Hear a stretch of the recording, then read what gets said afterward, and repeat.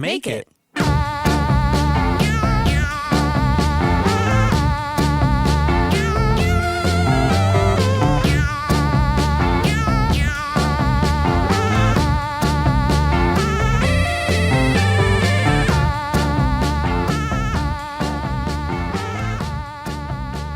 Recording in progress. You know how Zoom calls do that? I haven't been on a Zoom call in a long time. Lucky. The days of the Zoom calls. You're still on Zoom calls. Every once in a while, yeah. I was talking with Dale and Christina, just had a sleepover at Christina Martin's, and we were talking about like the weekly podcasts that we're putting out and how important it has felt to have the human connection by doing them in person versus Zoom. But have mixed feelings about the benefits of Zoom and the workplace as well. But I think there is something different about having the in-person element. What do you think is different about it? I think just being in the physical presence of someone makes for a more intimate conversation. Even being on the receiving end of an interview, like us having been interviewed by other people via Zoom, feels different. Why do you think that is? Like, what about being in the presence of someone changes the dynamic of the conversation? I think you're more able to feel their energy and their presence. We always make time before we find ourselves in the podcast setting to just kind of hang out and catch up in the living room. Yeah. And often wish that we could be recording that part because they are often personal and you're playing catch up. So yeah, I think you just get a different level of comfort and vulnerability with people being in person. Yeah. Yeah. Yeah, I agree completely. What do you think it is that's different? Yeah, there's something that happens when you're in the same space as someone. It's like going to a live performance of a band versus listening to an album at your house. Mm-hmm. Like there's the energy in the room. And I know that's a little bit different when there's other people there and their energies are part of the experience. Mm-hmm. But yeah, there is something that we might not be able to completely explain as humans about the energy that happens when we interact with each other in real life. And yeah, that can't happen. Not to say great conversations don't happen over Zoom. Like, of course, they still can. Mm-hmm. And it would open up, if we did that, it would open up so many possibilities for what our podcast can be and who we can actually chat with. Like, we have to speak with people here in this space in Nova Scotia. And how many people, of course, there's great, amazing people from here and from the East Coast who are passing through, but there's cool, interesting people from all over the world. And we are limiting ourselves in that regard. But yeah, it is a special thing when you're face to face. We've turned people away for that reason to say, sure, if you're in town, we would love to have you. Well, we get probably 3 emails a week about. Yeah. And it's people who obviously never listened to our podcast. They might have just seen it was in the top 200 or something, and then they write a message about wanting to come on, but they're in Oregon or they're wherever. It's funny too because they'll say so-and-so's the perfect fit for your podcast, and you're like, clearly not, because you have no idea that everything is done in-house. Yeah, well, that's okay. They would just read the quick little blurb about making it, and a lot of those guests are awesome that gets sent to us, but yeah. Well, we say, just would love to have them when they're passing through Tantallon, Nova Scotia. Are you local to Tantallon? Yeah. They're writing from West Hollywood. Yeah. Welcome to Make It with Mike and Kristen, where creative people talk about what they make and what making it means to them. Mm-hmm. This has kind of been a good intro or segue to some of the things we've been talking about the last couple of weeks, with our intention behind the podcast, but also just in our life and what feels important and meaningful. We actually hit pause last week, took the week off from releasing an episode. First week ever. Yeah, it kind of took us a lot to allow permission to do Mm-hmm. that. But I think we were too divided to put something out just for the sake of putting it out. We've been talking a lot recently about being prolific and the value in that. We've Mm-hmm. actually asked a few different people, what do you value about prolificness? And if someone does a lot, do you actually value that?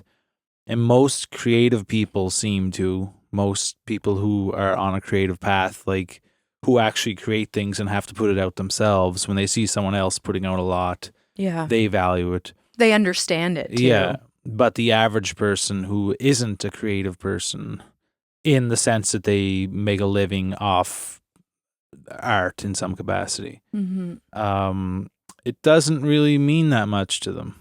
Yeah. So, Well, and this is some of the conversations we've been having specific to the podcast is that we have taken the advice that we have been taught time and time again of finding a more niche subject matter, being consistent with these weekly episodes matters, being on YouTube and having video matters. We've taken that advice and in part from a business lens, but just because we want to have a great quality show yeah. and we enjoy doing this and believe in the value that it can bring.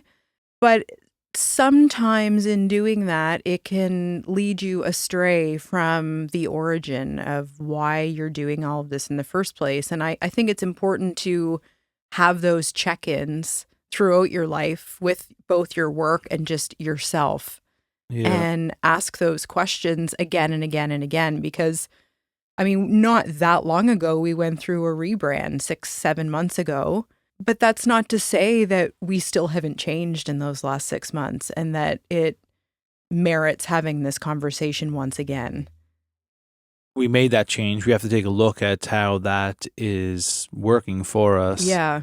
and what makes sense within the parameters we created, and if everything is going the way it should be, if we should change things. And yeah, we're just trying to figure out if it makes sense to put an episode out every week. Mm-hmm. Like, does it? Because not every single person who listens to our podcast is completely caught up.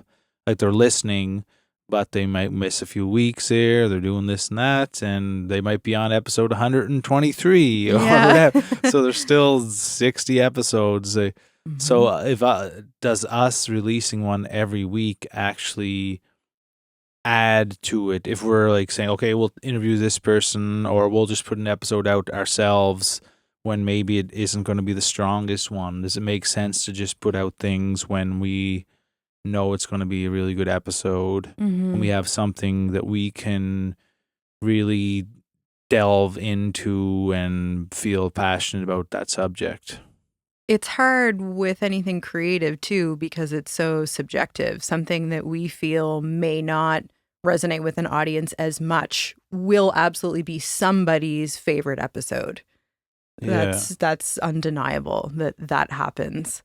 Well, if for us, it's all about time and energy and how much you can put into it, and looking back at what is our why. Mhm. Like, some people release 3 episodes a week, but they make $50,000 per episode, kind of thing. So of course you're gonna pound out the episodes if Yeah. that's the case. Like, Mhm. and we don't have a sponsor right now. We haven't for a little bit. Mhm. Not that we're in it for money, but what are we in it for? Again, we got to ask ourselves those questions. Yeah. So I found myself at times, while I'm in the midst of having multiple music projects to work on, feeling, which I get paid for, feeling like, okay, I got to spend the next 2 days working on podcast stuff, editing it. And yes, I love having the conversations and chatting with people, but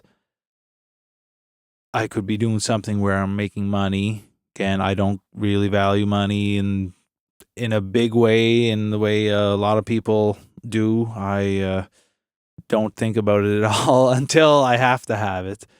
And sometimes you have to have it. And this little while, like 2025, Mhm. coming into the next year, pretty tough for artists. So feels like volunteering 2 days of work every week sometimes feels like, if I can just go work on this song I'm working on and that's going to pay me, it kind of feels like that's where I should be putting my energy. Yeah, of course. It's tricky too.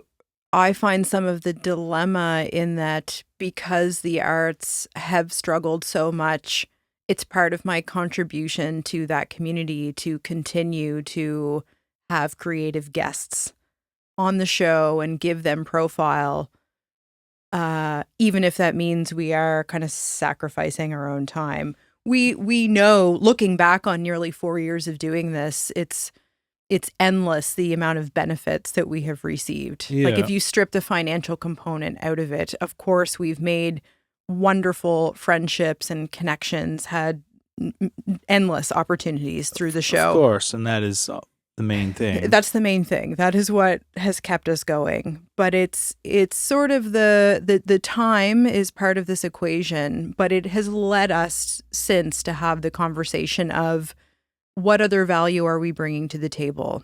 Is the audience benefiting from these interviews? Are the guests benefiting? Are they getting more profile? Are people downloading their songs because they were on the show?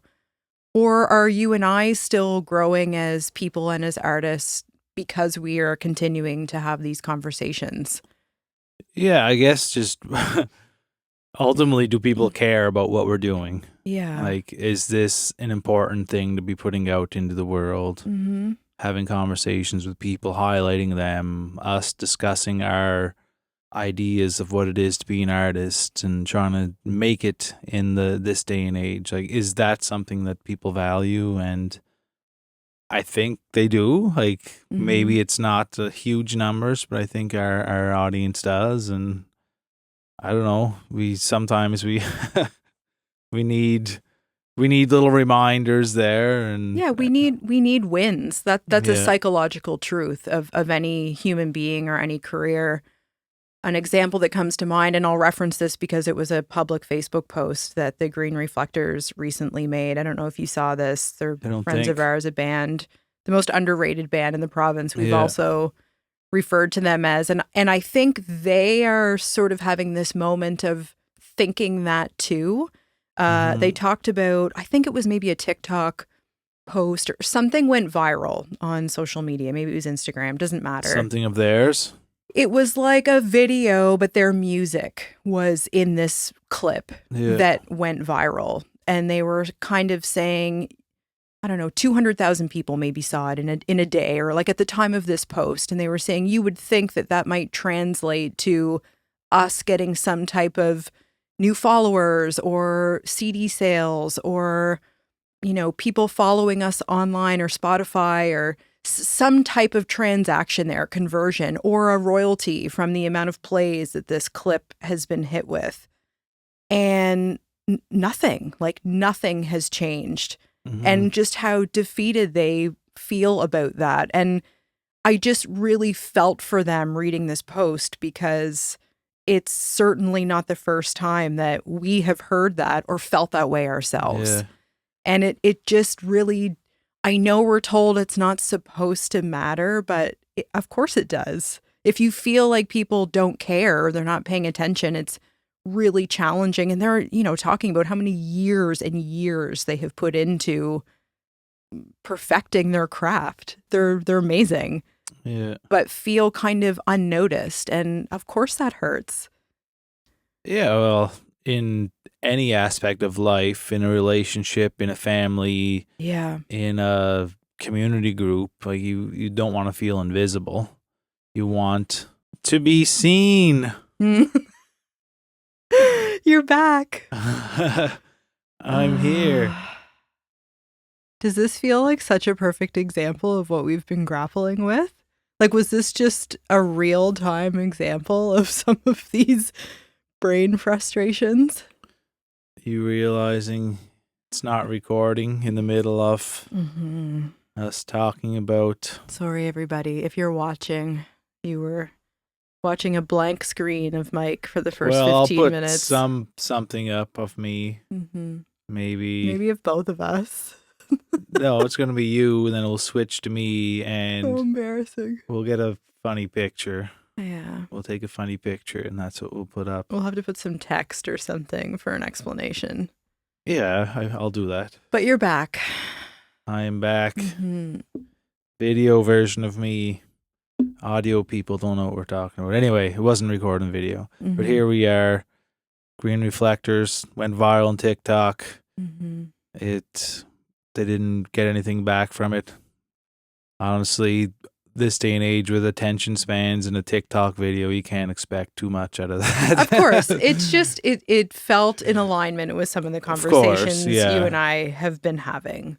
And and I think there's even a caution, and I noticed this with them in their post, of not wanting to have self-pity or come across in that way. But it's still a very real and relatable emotion that they're having, and they want to be honest about that. And I thought that actually took a lot of courage to have that conversation, because it's something you're not really supposed to say. Like, why doesn't anybody care? But like, also, why doesn't anybody care? Yeah. Yeah. I guess you got to just make them care. And with our podcast, we want to put out really good content that is like very accurate, and the video's always working, and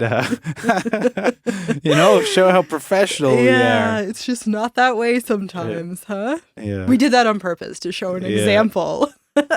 But realistically, at the end of the day, you do have to make them care if that's what you want. Mm-hmm. If you want to grow your audience, like, what can you do to make them actually care? And it's not easy. It's I think that's what we're going through exactly. Yeah, I think that's what we have been trying to do by using some of these upgrades and changes. Yeah, and again, we know we have a good audience out there who appreciates what we say, and as they say, comparison is the thief of joy. When we look at other bigger podcasts and like they get millions and millions of downloads, and we're like, oh, that's a lot more than what we get. And you start to compare yourself to these other people. And most famous podcasts are people who are already famous, like actors or whoever, who start up a podcast and immediately have a huge listenership. And when you compare yourself to those, you're like, yeah, we suck. Like we don't have anyone. Like, I think I'm a better interviewer than that person, but they get 1 million downloads a week and we can't even come close.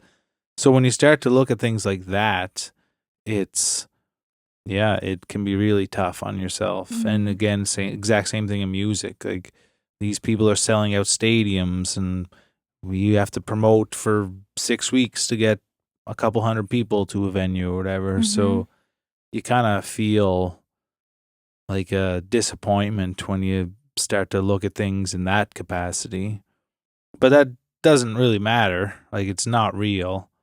Like, there's reasons why those people exist, and reasons why we're in the place we're in right now. But comparing ourselves to any of those in any capacity, and whatever you do, you shouldn't be comparing yourself to other people, because again, Instagram feeds are just a curated list of people's best moments, and you start to look at those and you're like, oh, my life's so boring compared to them. And that's not their actual life. Like, they're just putting the highlights up, and you start to feel bad.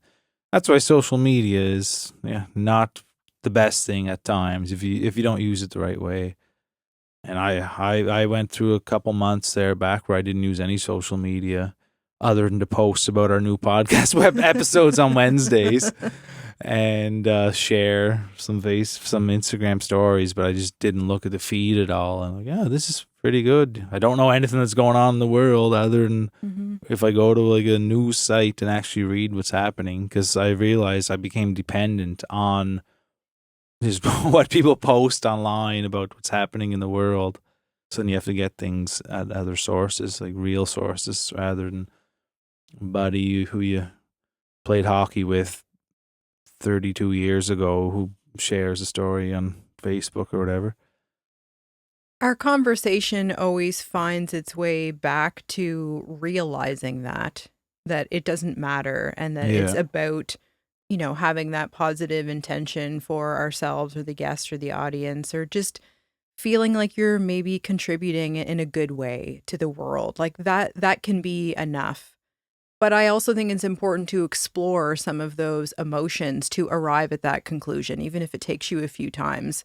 We don't dwell in this state of comparison, but sometimes it's that feeling that leads you to have the conversation about, okay, well, why are we doing this then? Does it matter if we're getting 1 million downloads a week? Mm-hmm. And it doesn't, and we know that, and that has been consistent, but it does help you think about, okay, well, what do you want to get out of it, or what do you value?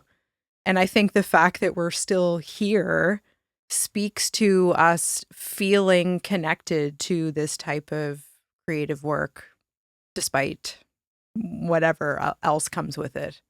Well, I was talking with my friend George Woodhouse a few days ago. We met up and had a chat, and it came up. We were talking about an article he had read about resume virtues versus eulogy virtues, and how a lot of people in life are trying to get that resume stacked. I had this job, I did this and that, but at the end of your life, none of that stuff typically matters. Like eulogy virtues are about being a good person and being there for your friends and like being an exciting person, someone that people like to be around. Like, are people going to say good things about you? Not that, oh, this person made $300,000 a year. Yeah. You can have both, I guess, but a lot of times they're not both. Like, you're working really hard to be one thing, and maybe you're not paying attention to building this community or having this little audience that really cares about what you do, and being honest with them and truthful with them. And I thought that was an amazing way to look at things.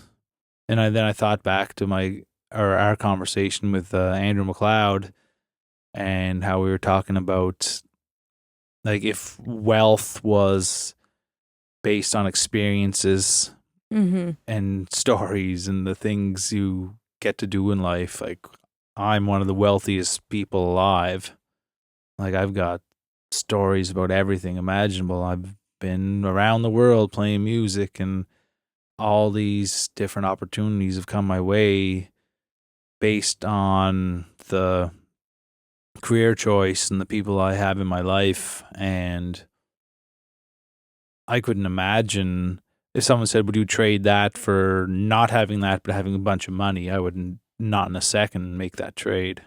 Well, yeah, same, because I actually did that with my life. Yeah. Like, I was in a position where I made a lot of money and made that trade to be here and have these experiences.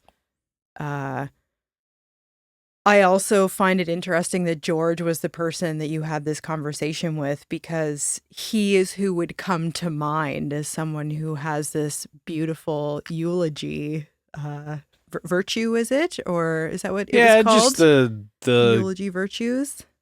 I guess that's what the article that he was referencing called, but just the concept of a resume versus the concept of a eulogy. Yes, yes. Like, he is someone who I imagine every human being that has encountered George would have the takeaway of what a kind-hearted, tender, spirited, wonderful human being he is, without even having to ask what he does for a living. That doesn't really matter.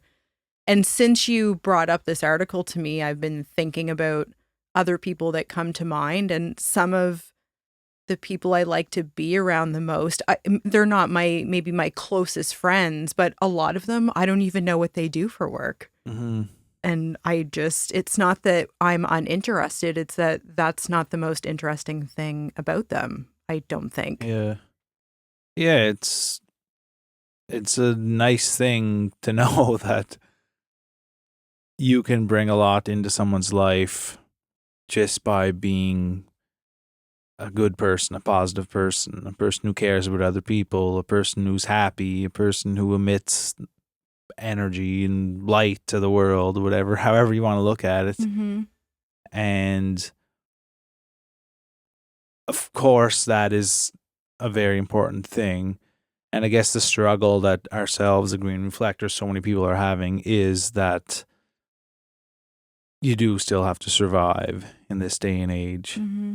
And the struggle is real for a lot of people. And does thinking about the eulogy example help you find clarity in your reason why you do this? it depends what you're saying, what I do, because I do a lot of things. Let's stick with the podcast. I'm still trying to figure that out right now. Mm-hmm, Yeah. mm-hmm. I know I love communicating with people, getting to meet people, and the friendships that come from that. Mm-hmm. I don't know how important it is, again, like for us to be sharing other people's stories, if that is adding a lot to their life or the lives of our listeners. I don't know, because we can't get a report every month like, yes, this episode with this person touched this many lives, or Yeah, like that's true. It's hard to quantify. Yeah, it's arbitrary in that way, and it's not measurable, and you hope that it's having a positive impact, but that's true. We can't really know. I wonder, and if this isn't the time or the place to have this conversation, we can just skip over this, but do you feel like because we went through this rebrand only 6 or 7 months ago, that has created a barrier to maybe changing things again?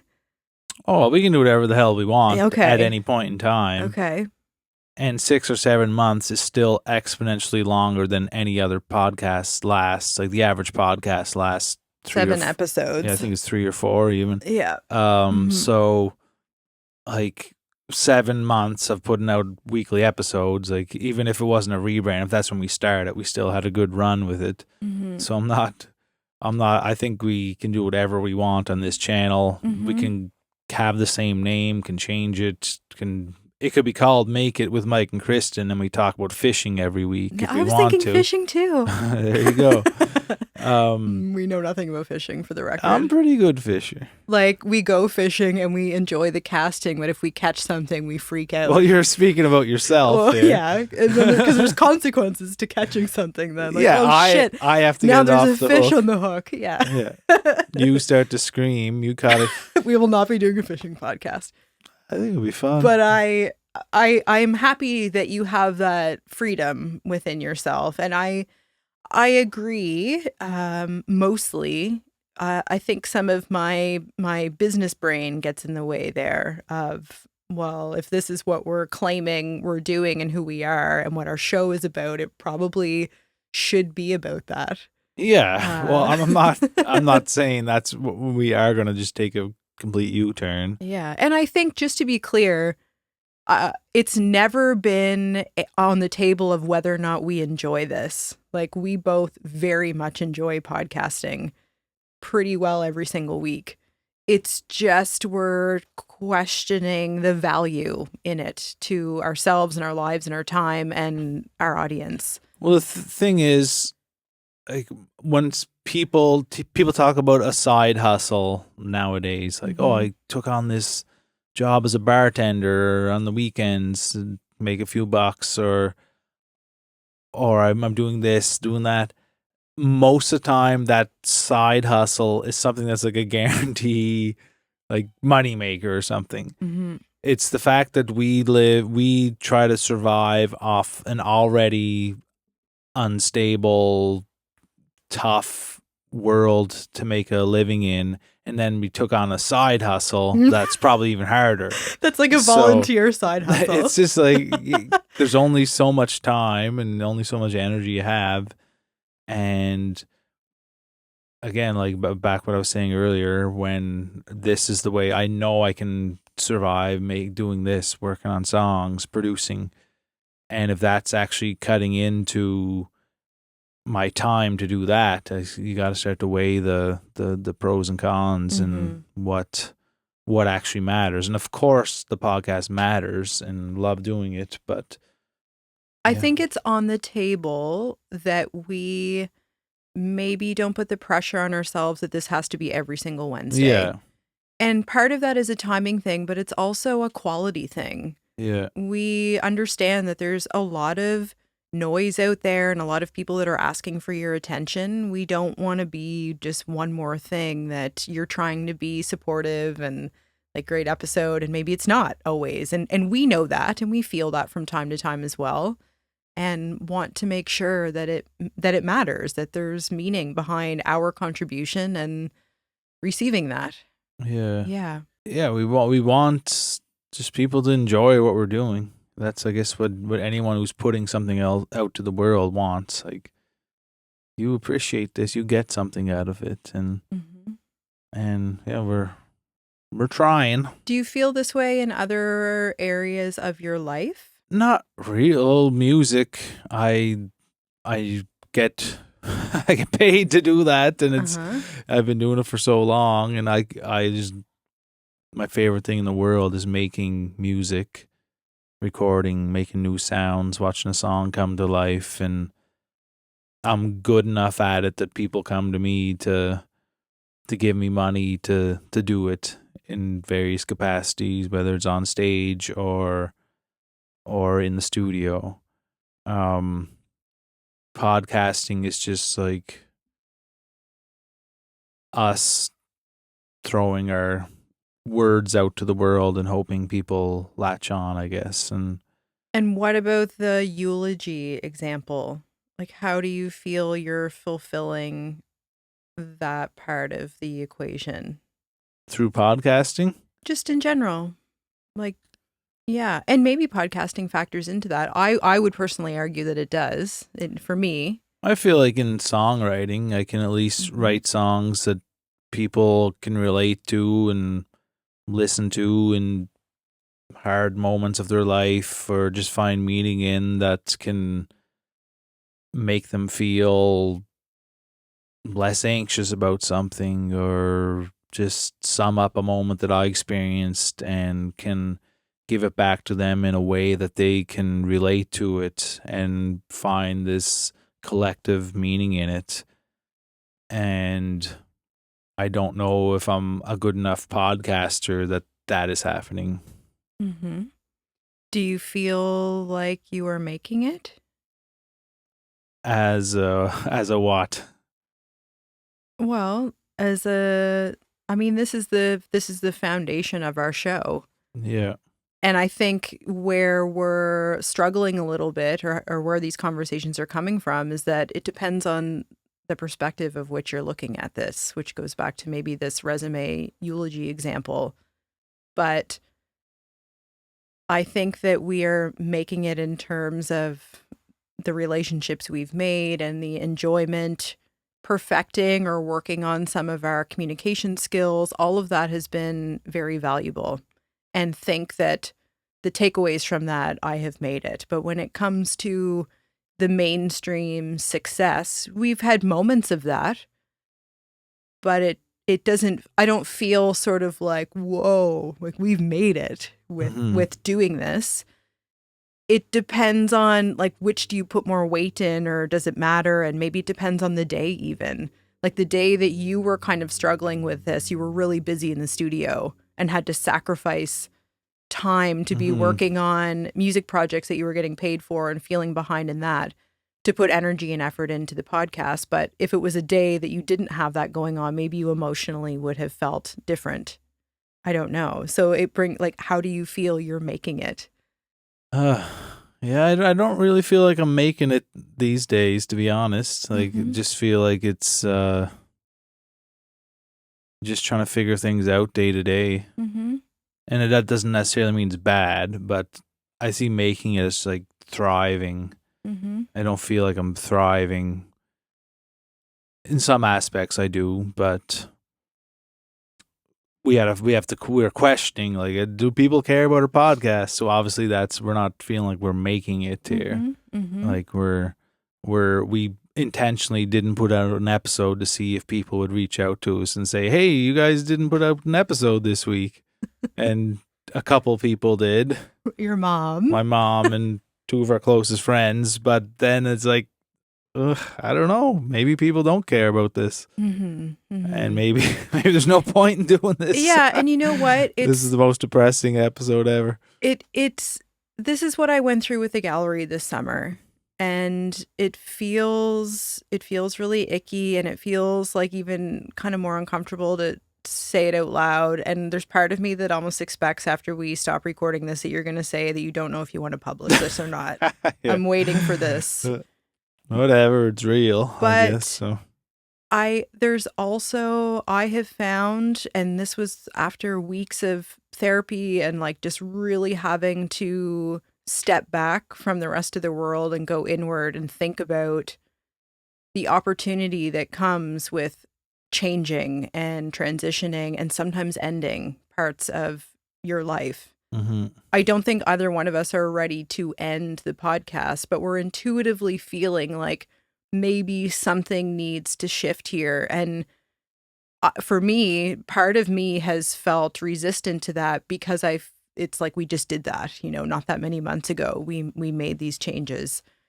So I've had a little bit of that mental block in that, well, it can't be something new all over again. Like that's crazy, right? But it's not. Every day, of course, if we want. Exactly. It's not that. And so this actually can feel very exciting and opportunistic and open up a conversation that we wouldn't have otherwise had. It would be, obviously, I think both of us at least think that we'd be better off if we were thriving, but redirecting can be the path to thriving in just somewhere else or in a slightly different way.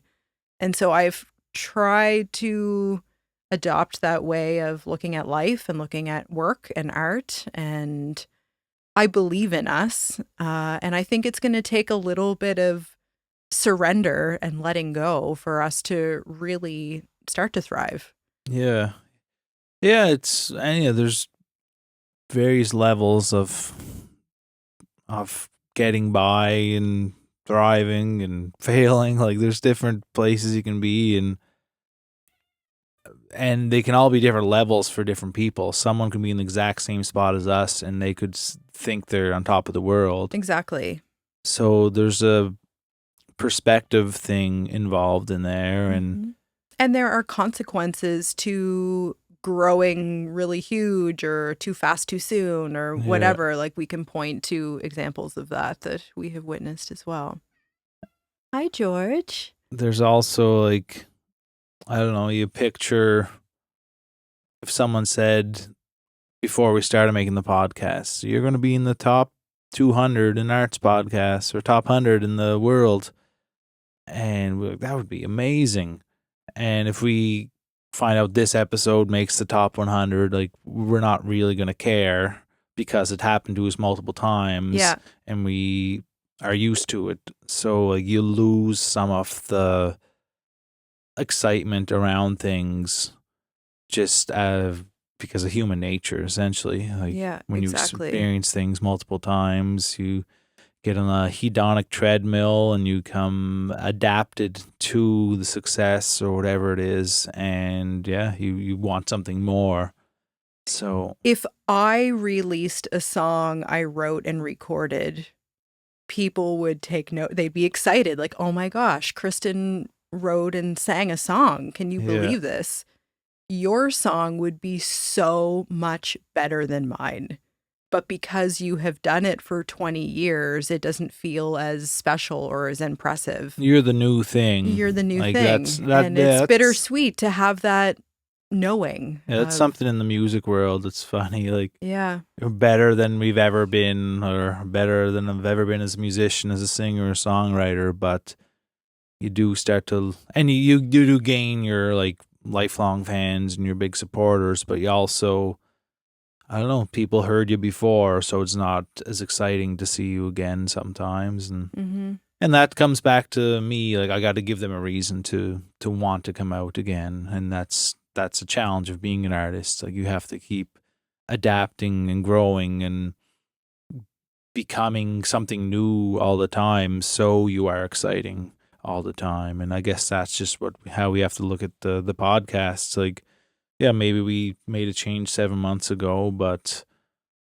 we want to make sure we're offering a good product to the world. So maybe we have to shift things a little bit, or we both came up with pretty cool alternative ideas for like if we were going to start a new show, this is what it would be about. I like both of them. I won't talk about them yet, but I thought they were both fun. Yeah, I think they might be separate podcasts. Yeah, they're too different. They're like the fishing podcast, like a little too different, but who wants to start a fishing podcast with us?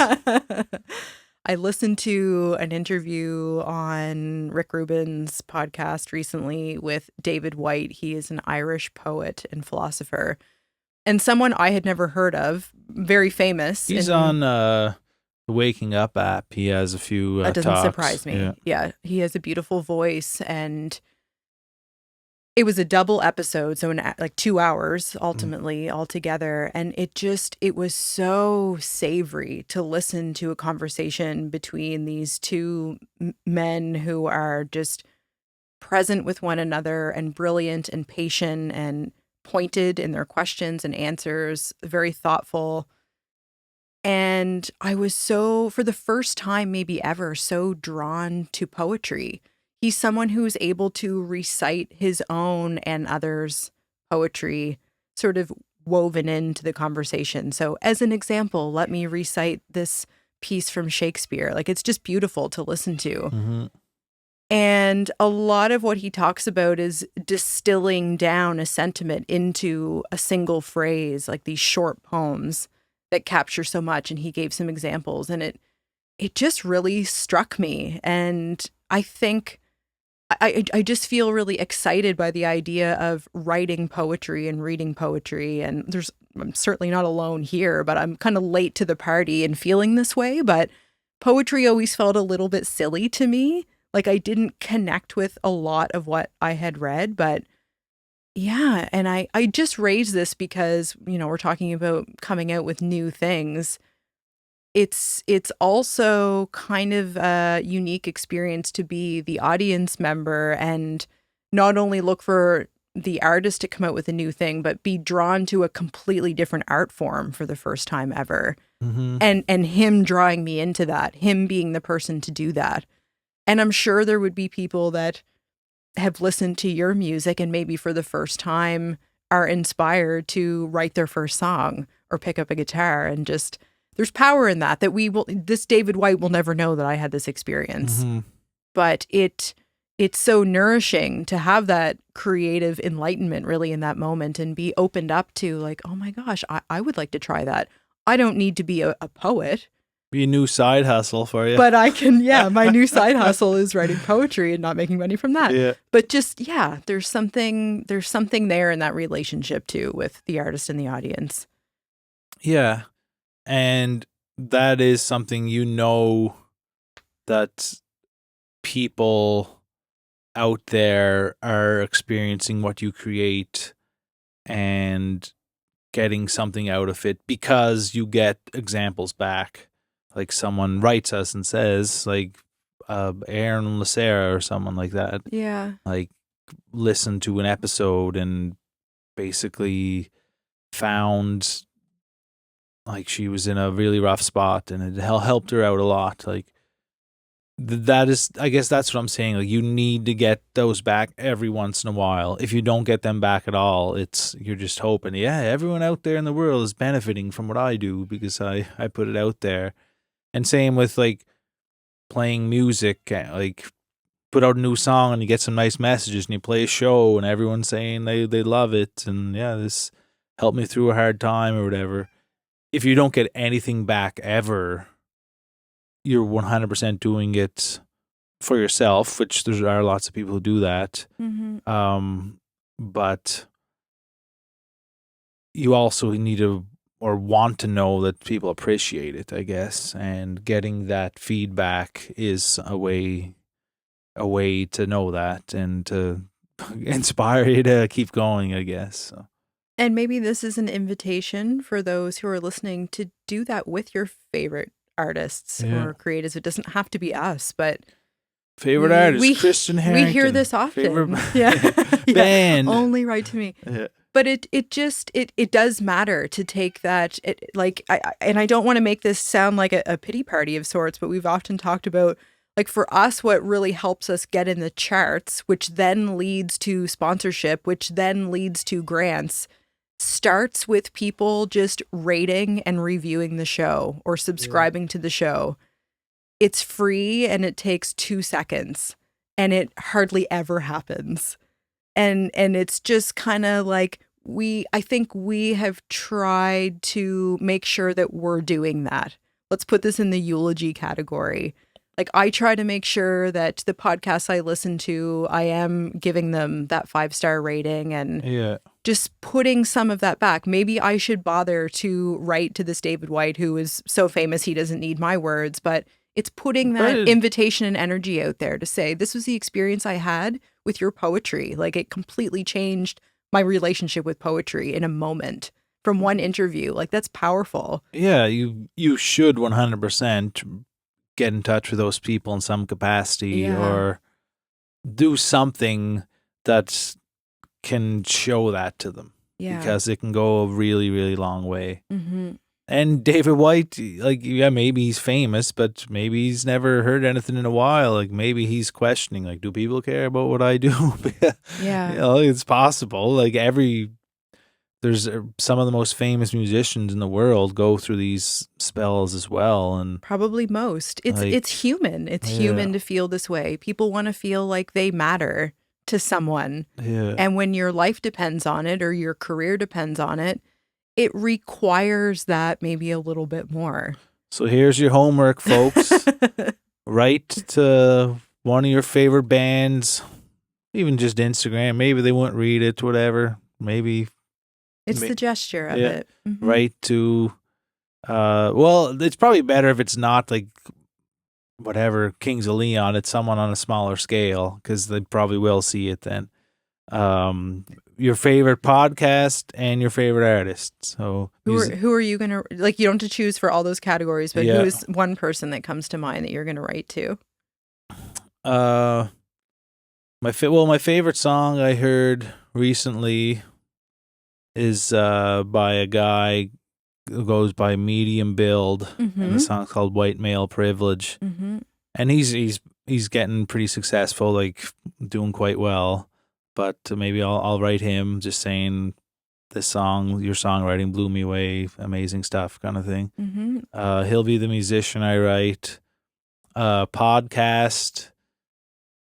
Jeez. All the local ones I listen to, like you said, I already rated them 5 stars. Leave a comment, but I should write someone directly that I don't know, I don't see in day-to-day life, and just say I appreciate their podcast. Do you have any in mind?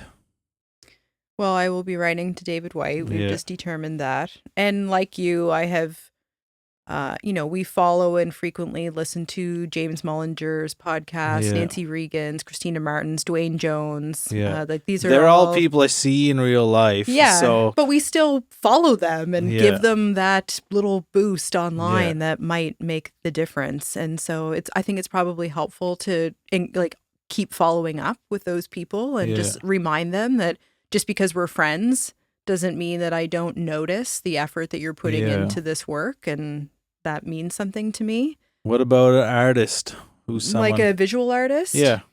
I think we have the benefit of having so many close friends that are visual artists that, like you, we're often having these real-time conversations. I mean, Dwayne comes to mind again just because he and I haven't really touched base in a long time, and he's done a lot of really amazing things since he's been on the show or since we last hung out, and could definitely make a point. Someone who I appreciate, and I know a little bit, but not really well at all, who's a musician and artist, Jen Grant. Yeah. Someone who a beautiful artist and obviously a beautiful musician, but someone I just send a message. Love what you're doing. Yeah.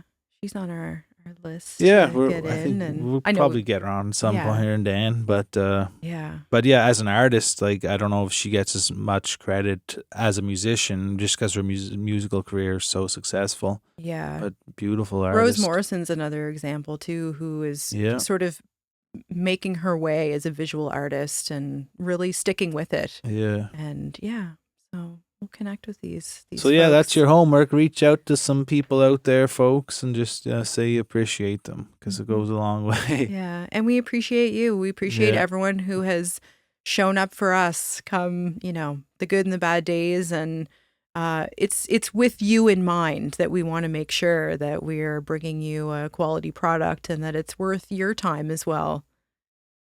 Yeah.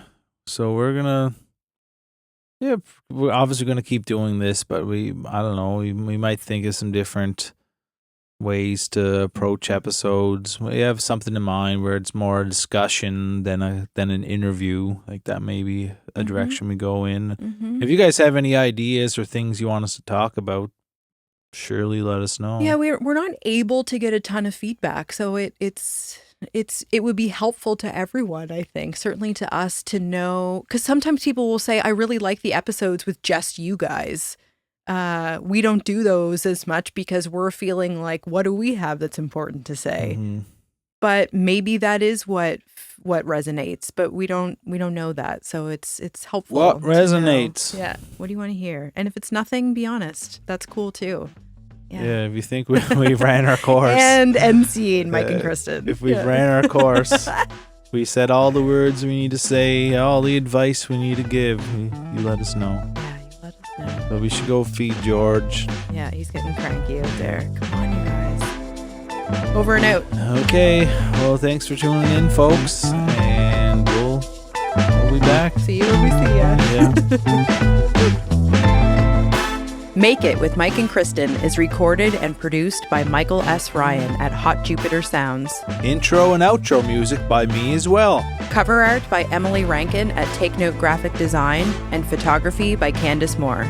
If you cool cats want to help us out, the best way to spread the word is by telling a friend about us. Tell your mom, tell all your buds. Word of mouth is still the best way to reach people. It's free for you and helps us immensely. And if you're into it, you can like and subscribe and all that stuff too. Another way to support us is through our Patreon. We have a number of super fun tiers and perks like bonus content, handwritten postcards, creative coaching, and so much more. Find us at patreon.com/Mike and Kristen. For the makers, the dreamers, and the figuring it outers, have fun trying to make it out there, friends.